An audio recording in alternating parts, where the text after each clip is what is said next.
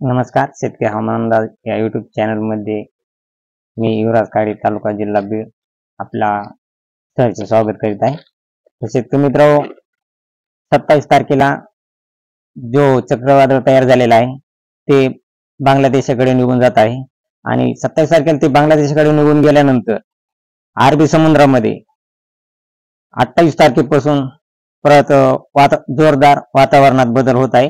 अरबी समुद्रामध्ये पूर्ण पावसाळी परिस्थिती तयार होत आहे आणि त्या चक्रीवादळ गेल्यामुळं अरबी समुद्रामध्ये जे बाष्पयुद्ध तयार होत आहेत ते महाराष्ट्राकडे येण्याच्या मार्गावर आहेत.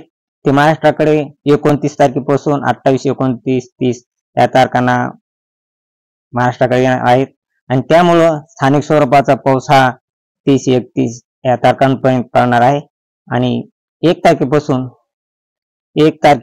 एकदम जोरात असा पाऊस पडणार आहे.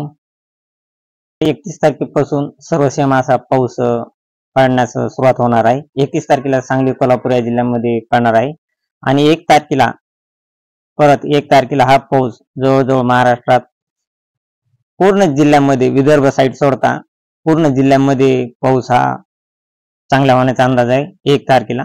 आणि 2 तारखेला देखील पाऊस हा एकदम जोरात होणार आहे. जवळजवळ नाशिक, मुंबई, सांगली, कोल्हापूर, सोलापूर, संभाजीनगर, नांदेड, वाघला, जळगाव, जालना, नांदेड, चंद्रपूर या ठिकाणी 2 तारखेला, विदर्भात देखील 2 तारखेला पाऊस होण्याचा अंदाज आहे. तर शेतकरी मित्रांनो, हा पाऊस जवळजवळ 5-6 तारखेपर्यंत राहणार आहे.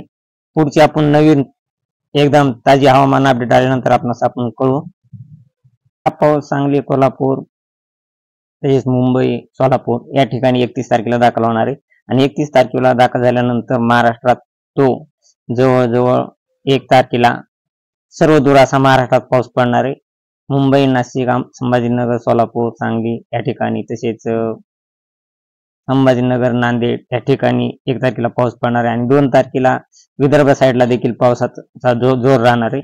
हा पाऊस शेतकरी मित्रांनो दिवसा आणि रात्रीच्याला देखील पडण्याचा अंदाज आहे. तर आता आपण दिवसा आणि रात्री देखील हा पाऊस पडणार आहे. तरी शेतकऱ्यांनी हा अंदाज लक्षात ठेवायचा आहे. आणि हा पाऊस जवळजवळ राज्यामध्ये पूर्णच जिल्ह्यामध्ये हा पाऊस पडणार आहे. फक्त विदर्भ साईडला थोडाफार प्रमाण कमी पाऊस पडण्याचा अंदाज आहे. बाकी जिल्ह्यामध्ये एकदम जोरदार असा पाऊस होणार आहे. तर आपल्या चॅनलवर शेतकरी मित्र आपण नवीन असाल तर आपल्या चॅनल सबस्क्राईब, लाईक करा. जय हिंद, जय महाराष्ट्र, जय जवान, जय किसान.